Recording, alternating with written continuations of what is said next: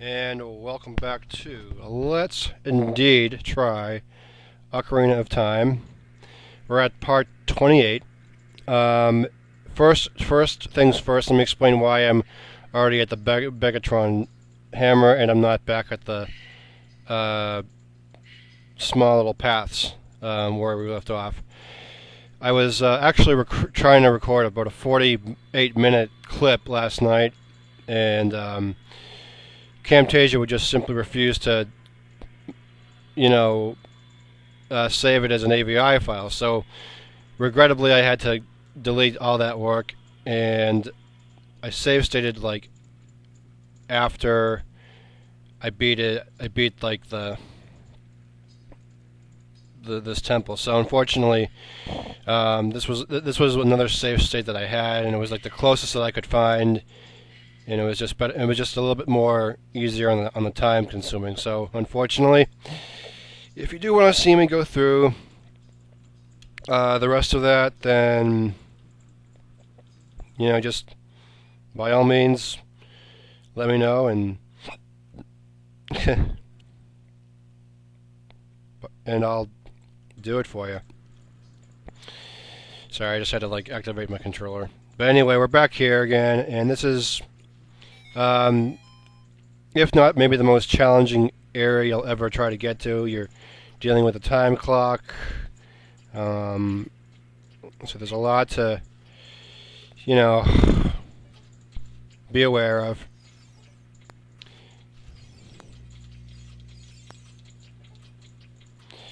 The whole idea really is to get to that treasure chest before, like, all those flames kind of run out. So, I did actually set up a save state for this particular part here, so you definitely don't want to try to fall towards the right because, well, you've seen what happens before, so I won't tell you what happens. But you can also fall on the other side too, but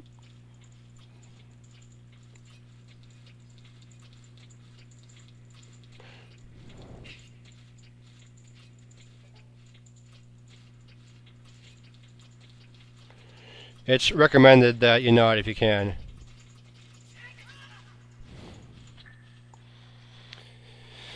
Because all you're dealing there is just with like rocks and stuff like that. So, but anyway, to get the Megatron sword, hammer, or Megatron hammer, I can guarantee it's going to take several tries to pull it off. So, don't try to cheat like I did, but that's the general idea. Once you get there, you get the Megatron hammer. So, whatever.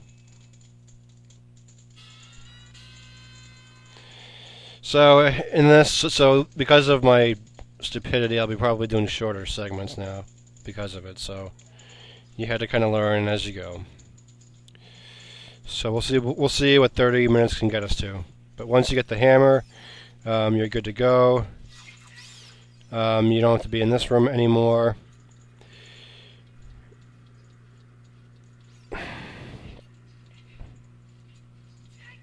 It's very sad that I had to cut out like most of this.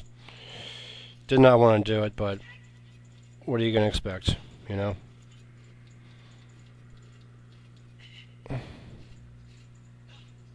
So, best thing to do is just move on and not worry about it.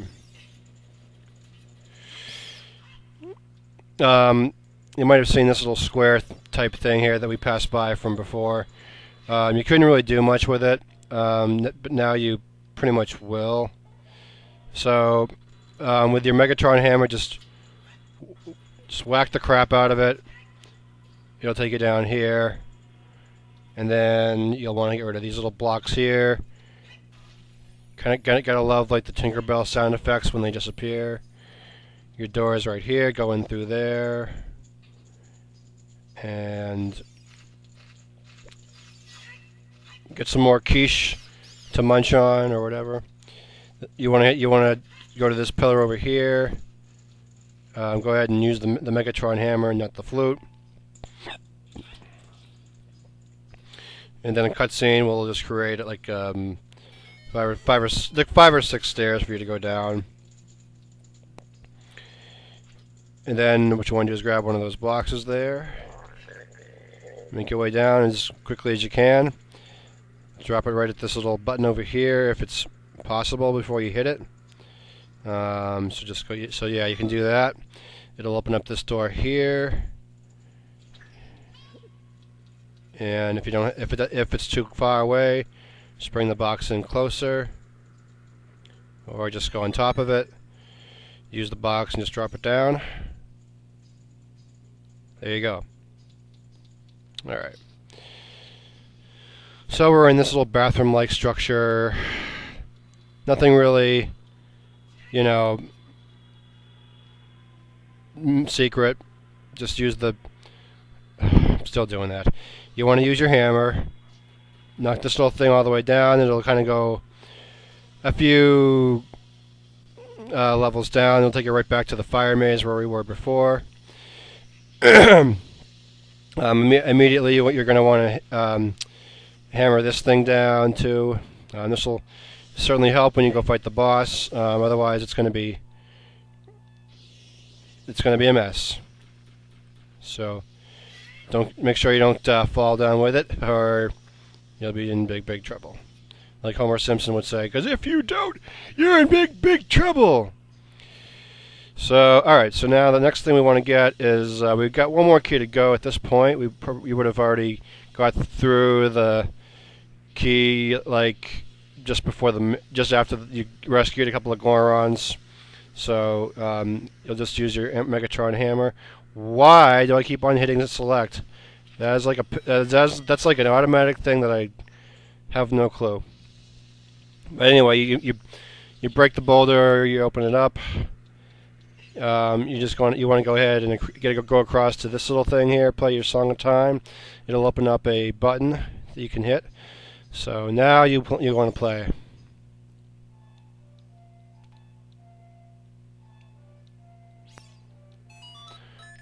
I apologize for the glitchiness that's already ensuing. That can't really be helped. So yeah, the block goes down a level. You've now got another button you can hit. Again, you'll want to use the Megatron hammer to get rid of it. It'll open up the cage down there, and you can get the remaining key from this guy here.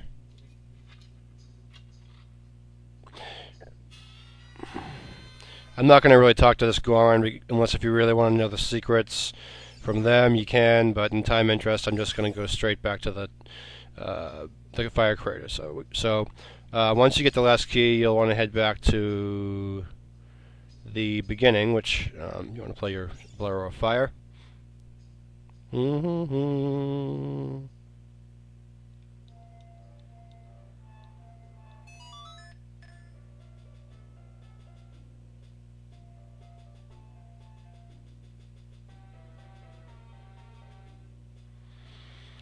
So you want to head back to the critter.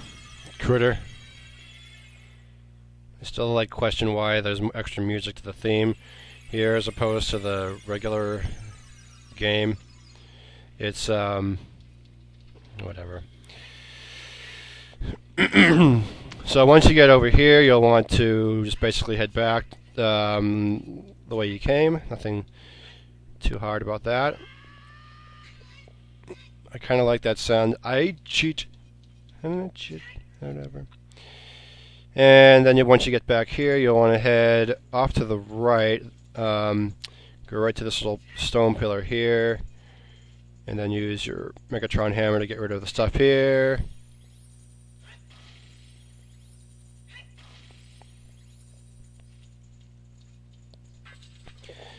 And then pretty much, yeah, you're in this room. So basically what you got going on in this room here is you just have a lot of enemies to kill. It's pretty standard, like in the regular Legend of Zelda, the first one. Sometimes you just have to kill enemies and do what you gotta do.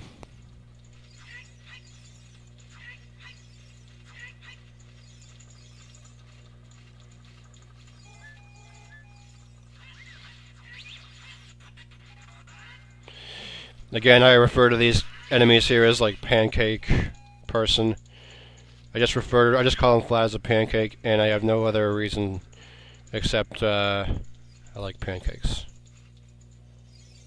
And no, I'm not going for the sick version of it either. I just happen to love pancakes as a pancake with maple syrup or butter. They just taste great. So start laughing now if you don't get that. If you don't know what a pancake is, go to your local supermarket. You'll find Bisquick all over the place. And it's great stuff. And why isn't this quiche going down? That's why. So anyway, once those bozos are done, the next door will open up so that you can move on. And in this room here is the mini-boss of the level. Well, okay, after like going through this room here, obviously, we'll just skip that. This is basically the mini-boss here. And he actually appears early on in the level, which unfortunately, due to technical issues, I wasn't able to show you. But the way you nail him is he's got a little bit of a bomb neck thing in his top area, and once he's free, that's what you want to basically kill. And he does run away from you, so you want to like catch him off guard. And when you do, he'll just be like, "What?" That little sound there. So, as you can see, my first attempt was really rotten and horrible. So, you want to basically use a hook shot, which is my recommended choice of weapons. If you know of anything better, feel free to show me. Prove me wrong or whatever.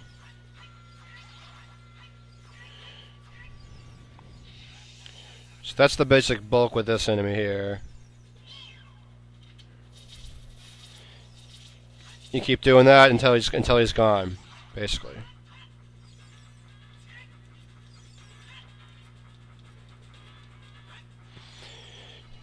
Always important to Z-target if you can find him.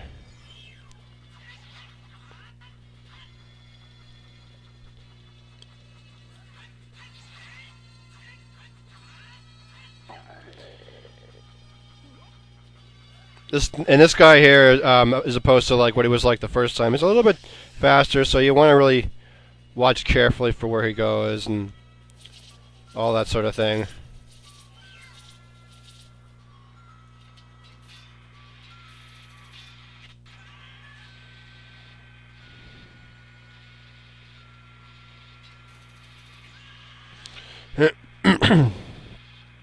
Come on, guy. What's your boggle? What's your boggle? I gotta love that quote from Demolition Man. What's your boggle? This guy is just having the time of his life ignoring me. I don't know what that, like, flame-like thing is over there. Looks like he had like a flaming broom or something like that. And here he comes again. Let's see how lucky we can get him this time.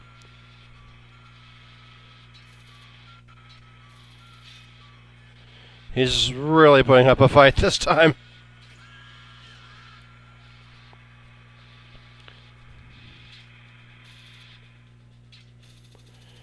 Okay, he had to eventually like stop eventually. But now I've learned the problem. Whenever he's like spinning like that, that's when he's vulnerable, I guess. I'm like no expert at this game, but I'm doing this for the sake of showing you guys a friendlier way of getting through it.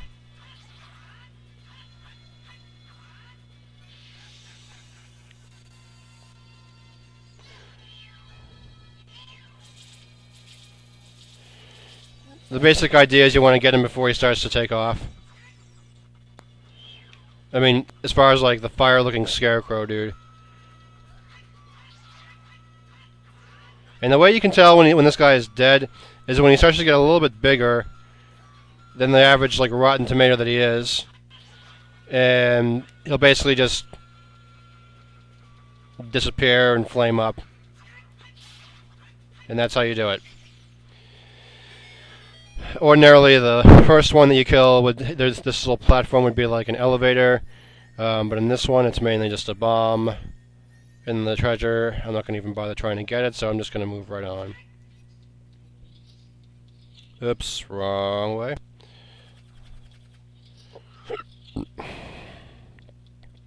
After you're done, you want to head in this door over here, and immediately you'll see a switch and a Goron and the master key for the boss. Just use your Megaton hammer. And if you should already have them by now, so just whack the crap out of it, and there it is. Now, if you happen to run into this, like when you first enter into the temple, it's meant to be waited until like the very end of the game. So, I mean the temple. Yeah, what am I saying? And basically, from there, you got the boss key going on right there, and I'm not gonna bother talking to the Goron because I'm eager to get through this for the sake of time. So basically, once that's done, you're back out at the main entrance, only from the other side, and now you're able to go through into the boss room from like you couldn't do before. So just basically go through this door here. You'll notice right away that the pillar that you hammered out from the top already came down, and the entrance to the boss is right over here. I was planning on stopping at this point, but since we're only at like 15 minutes, I think we can probably pull this off. I think we can. So anyway, this is the boss pool. Yes, you can already figure or assume he's already dead, so maybe you don't have to go anywhere. But just for the hell of it, go for a nice little walk around the whack-a-mole thing there, and well, this happens. So the key to the battle here, I'll just save you all the trouble now, is have your arrows ready, have your hook shot ready, and be ready to play whack-a-mole with your sword quite a bit. So it's going to be a tedious battle. So we'll see we'll see like where this takes us and if we can even pull this off. And now for a little voiceover here. Subterranean lava dragon Volvagia. Just looks like a newspaper article the way that's displayed. So the fire dragon does a little bit of dances a little bit there, and the battle begins hence now. And instead of playing whack-a-mole, we're just going to play, I don't know, whack-a-snake.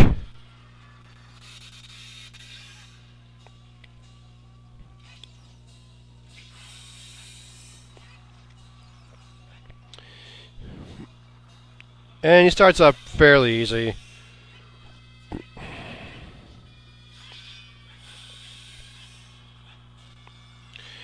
And you want to whack. For his first form, you want to whack the green nose with the Megatron hammer. And if you do it right, he'll like freak out and then just kind of pass out for a few minutes.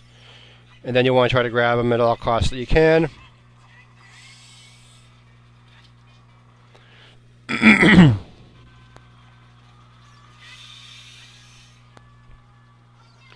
Then he actually decides to like fly up in midair again. Whoops! No, I don't want to do that.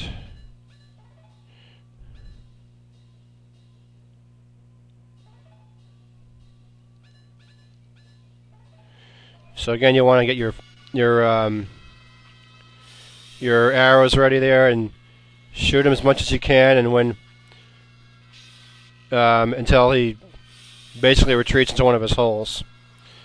So now we're back to the Megatron hammer, and that's pretty much it for the battle.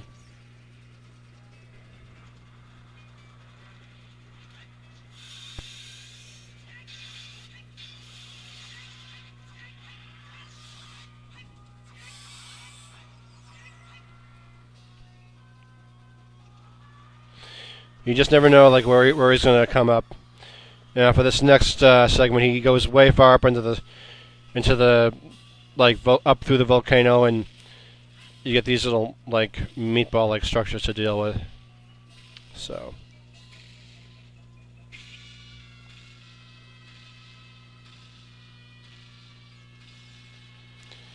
and then just wait for him to come back down. And now he's going to probably go about 3 times before he actually appears out of anything, so well, you just got to watch carefully from this point. There's 1, 2... Oh, okay, he only did 2 in this one.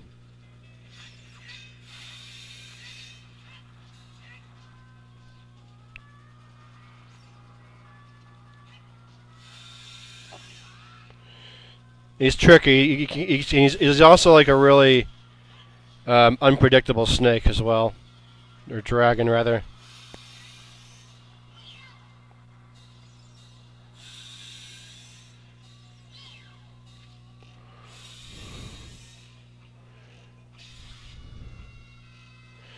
Z-targeting is so helpful in this battle because you just really don't know. You don't know where he's going to fly.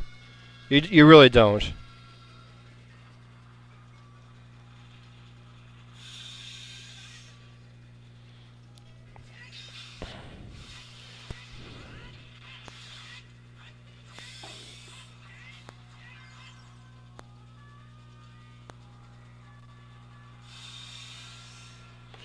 And it's meatball time. It is meatball time.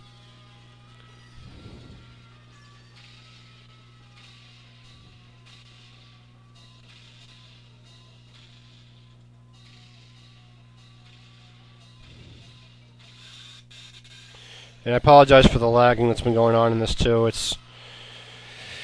That's why we call this a let's try, folks, because if it's like, if you know there's going to be a problem that's going to come up, it's better to try out the ropes rather than say it's going to be like a complete let's play. And that's why I grew to be more skeptical after doing like the first few segments of this when I first called it a let's play.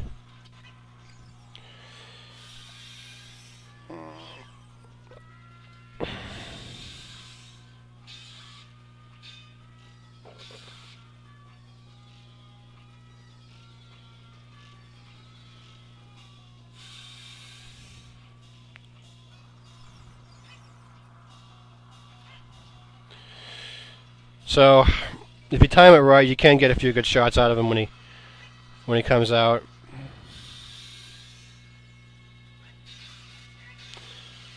But yeah, it's pretty much done like whack-a-mole. Anyway, that's the way you kill him. And I introduce you to a nice little cutscene here with the stuff. Oh yeah, he tries to come back, but he ought to know better. It's like really hot in there, so it's like his skin's just gonna burn up anyway.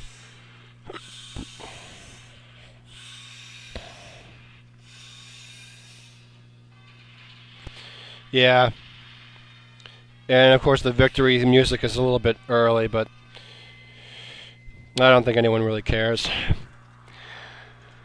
Well, anyway, the little head that remains turns into a heart, so just go ahead and pick that up if you want to.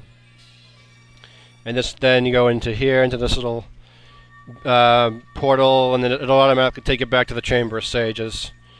It traps you in the circle, the crystal, and that's that, really.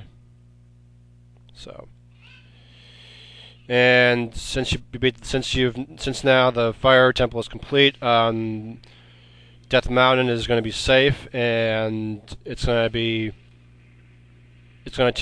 change the dark to light. So, yay, that's been accomplished. And plus, I like a blue sky much better anyway. So meanwhile, at the Chamber of Sages, we read.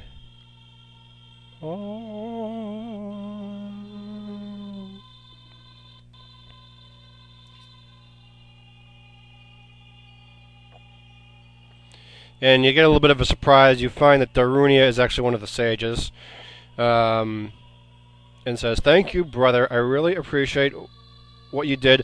I thank you on behalf of the entire Goron race.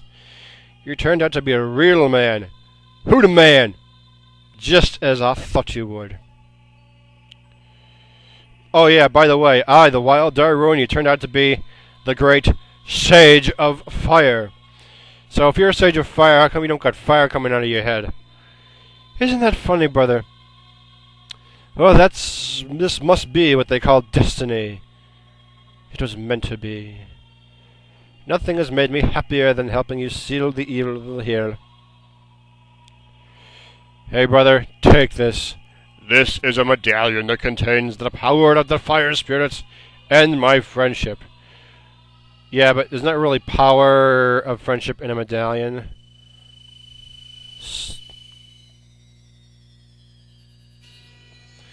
I still question where this theme came from. Link to the Past, I'm still bucking on it. I don't know. So yes, you received the Fire Medallion, and Darunia awakens as a sage and adds his power to yours. And the game treats this each level like it's the end of a book or a chapter, so it says, don't forget, now you and I are true brothers. Yes, Link does make a lot of relationships throughout the game. Alright, so that's going to take us to the end of this segment for now. Next time we'll be heading to the almighty Ice Cave, and we'll be exploring some more fun. So, if this makes it, if this makes it through Camtasia, you'll see it. But if not, I've just wasted 26 minutes. So, with all that, I will see you at the next video.